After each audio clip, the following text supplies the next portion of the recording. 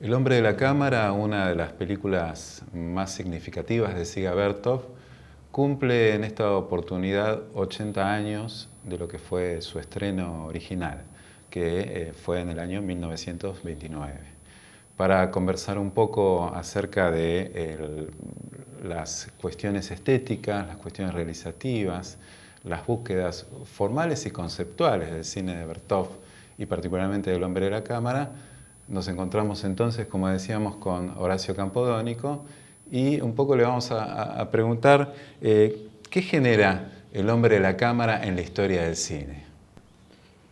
Mira, me parece que lo que es la irrupción del hombre de la cámara dentro del universo de la década del 20, ¿no? Es decir, momento donde está cerrándose el ciclo del cine silente, comenzando la transición hacia el sonoro, y momento de pleno apogeo de las prácticas vanguardistas, ya en la Unión Soviética, dentro de su propia esfera, ya dentro de Europa, está planteando una suerte de propuesta altamente radicalizada, incluso en relación a las otras vanguardias.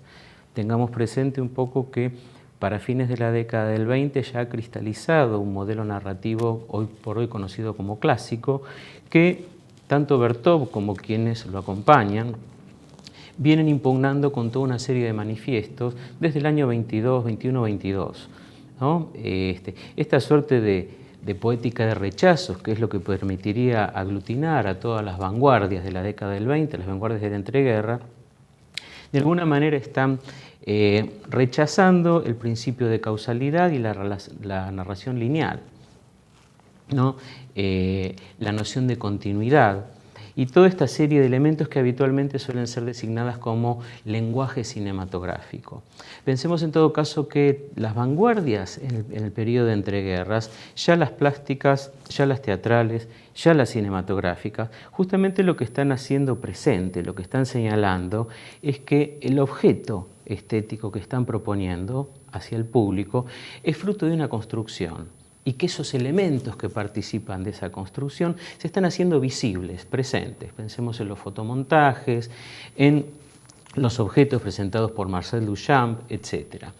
En el caso de Vertov, en todo caso, lo que estamos viendo es que justamente está proponiendo hacer visible no solo el alto grado de fragmentación del cual se constituye cada film, sino que paralelamente está proponiendo exhibirle al posible espectador el mecanismo de construcción de eso que se está viendo. Parecería como que estamos frente a la película que se está construyendo a medida que va avanzando. Es decir, proponer un elemento altamente distanciador respecto de lo que es el apego emotivo del relato tradicional, es decir, se está pensando en un espectador altamente reflexivo. Y por otro lado, hacerlo partícipe de lo que habitualmente venía ya masticado y digerido dentro del relato clásico, bueno, darle a este espectador la posibilidad de que el cierre lo opere él. Es decir, es una concepción altamente moderna, es decir, una idea de cine y un horizonte de expectativa en relación al espectador en el que está de alguna manera imaginando como lector de este film, altamente distanciado incluso de las otras vanguardias que simultáneamente vienen llevando adelante sus propias experiencias en Europa o también dentro de la Unión Soviética. Claro, porque hay que pensar que el cine ya en esa época, y como lo vemos hoy también cotidianamente, es un cine, cuando vos decís lineal, que se articula a partir de protagonistas que uno va reconociendo, de espacios que se van construyendo y uno claramente los reconoce a manera de escena. Y digamos que Vertov rompe o quiere romper con esta cuestión teatral del cine. Exacto. Él de alguna manera rechaza todo el tipo de cine que se apoya en la puesta en escena, ¿no? Y está marcando que eso es una suerte de herencia y en todo caso una suerte de mala herencia procedente por una parte del teatro y sobre todo que lo que son las tramas argumentales tienen una fuerte influencia de lo que es la novela burguesa del siglo XIX.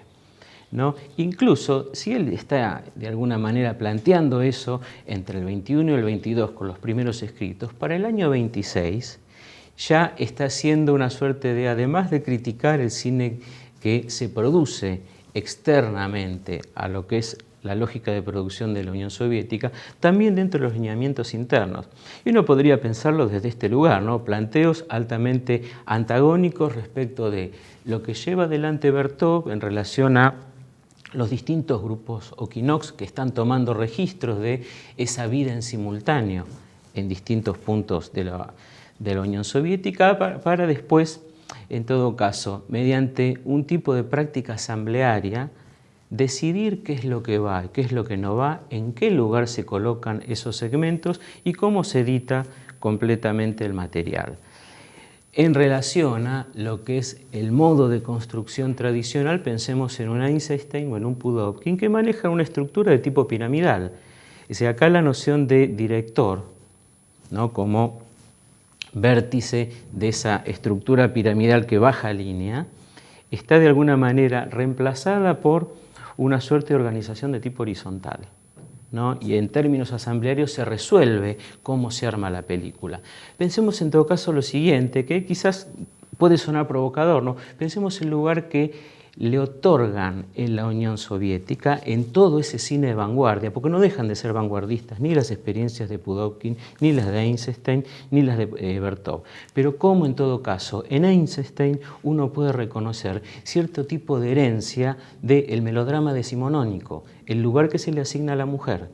Pensemos la escena de la escalinata, la mujer está de alguna manera ahí como un rol fijo, invariable, para provocar un alto grado de emotividad en el espectador, habitualmente de la mano de algún pequeño, de algún nene.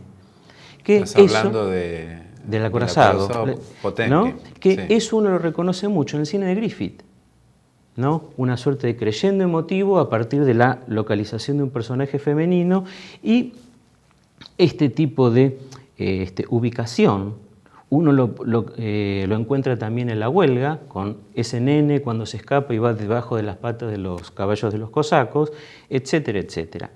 Pensemos qué lugar le otorga Vertov en sus películas, que obviamente no son argumentales, no son ficción, son películas documentales, pero en todo caso, el lugar, si se quiere, y el rol de lo femenino está trabajado en paridad al de lo masculino en el campo de lo que es la cotidianeidad de la vida en la Unión Soviética. Están las escenas de las prácticas deportivas, las escenas donde trabajan, etcétera, etcétera, etcétera, donde obviamente circulan por toda una serie de prácticas que en los films de los otros directores desaparecen vedadas y están de alguna manera localizadas exclusivamente en lo que es el rol de la maternidad y particularmente el de víctimas. Pensemos en el final de La Madre, ¿no? Es decir, parecería que hay una suerte de hilo conductor muy fuerte donde uno podría pensar, para algunos realizadores la revolución es cosa de hombres. Y en todo caso, lo femenino es una suerte de función complementaria para intensificar la emotividad en el espectador que inevitablemente está apelando a recursos de la narrativa decimonónica que son fuertemente tradicionales. Hay algo en lo que culturalmente todavía ni Eisenstein ni Pudovkin, más allá de todos los logros que tienen sus películas, no pueden despegarse, en tanto que Vertov lo está pensando desde otro lugar. Justamente de eso quería hablar contigo en el próximo bloque, ¿no? Cómo Vertov también genera una búsqueda de encontrar el lenguaje puro del cine. Bueno, nos vemos en el próximo bloque entonces.